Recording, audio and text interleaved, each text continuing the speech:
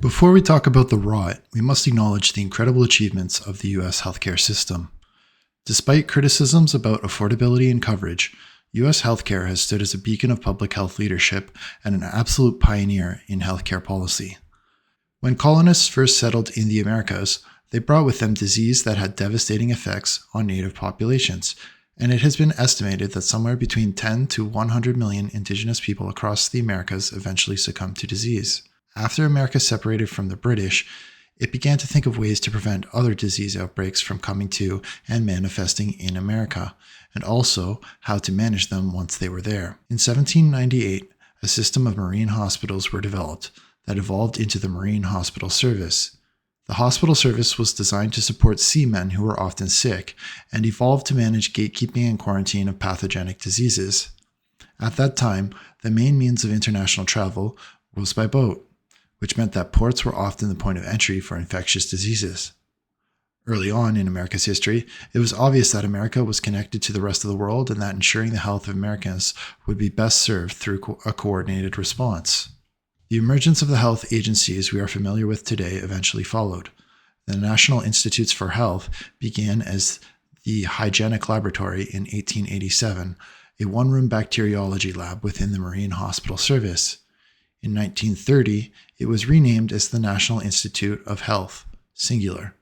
As the scope of its responsibilities expanded, it became the National Institutes of Health, plural, reflecting expansion into multiple institutes. The Food and Drug Administration, or FDA, was also born in 1930 to protect health consumers by ensuring food and drug standards were met. The Centers for Disease Control was established in 1946 to fight infectious diseases, and in its early days, it battled against malaria. It became obvious that it would make sense to coordinate efforts across these agencies, and shortly thereafter, in 1953, the Department of Health and Human Services was established. Although it was originally called the Department of Health, Education, and Welfare, the Department of Education was eventually split off. The Department of Health and Human Services, or DHHS, reports to the President and oversees the FDA, CDC, and NIH. The Secretary of Health and Human Services leads the DHHS and is a member of the President's Cabinet and is appointed by the President. If you haven't been living under a rock, you would already know that Donald Trump is the acting president and he has appointed Robert F. Kennedy as the secretary. Historically, this collection of agencies had tremendous accomplishments. For example, let's consider the effect of these agencies on protection against polio, a viral disease which could cause irreversible paralysis in the arms and legs, breathing issues, or even death. The NIH funded research to improve early understanding of the polio virus, and following additional funding from the March of Dimes, this led to the development of a vaccine in 1955 by Jonas Salk. The NIH Division of Biologics Standards licensed manufacturers to then produce the vaccine, and in later years, the FDA was responsible for the regulatory approval. The CDC helped with surveillance of the vaccine rollout, monitoring safety and effectiveness of the vaccine in the population. So we can see how these agencies worked collectively to ensure a sustained response to the polio virus. The difference was extraordinary. In the summer of 1952, before the vaccine was developed, almost 60,000 Americans contracted the infection. 20,000 of them went on to live with paralysis, and 3,000 of them died.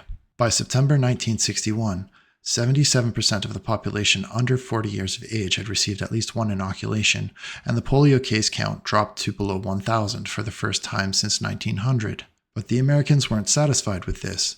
They realized that if they wanted to eradicate polio once and for all, to prevent it from ever coming back to the United States, they would need to support a global vaccination effort. The Americans supported the development of the World Health Organization and have funded the Global Polio Eradication Initiative.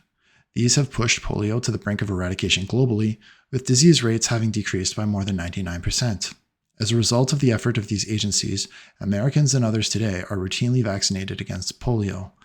This means that, in practical terms, Americans do not have to worry about the effects of polio anymore, a huge win for Americans. In the eyes of the world, Americans were pioneers and global leaders in healthcare. Their healthcare institutions were seen as a benchmark of excellence. To this day, many countries rely heavily on Americans for scientific data analysis, decision-making, and support with inspection practices. It's a framework that depends on transparency, objectivity, and protection from inappropriate influence. Put simply, American institutions have had the funding, scale, and support to lead healthcare change.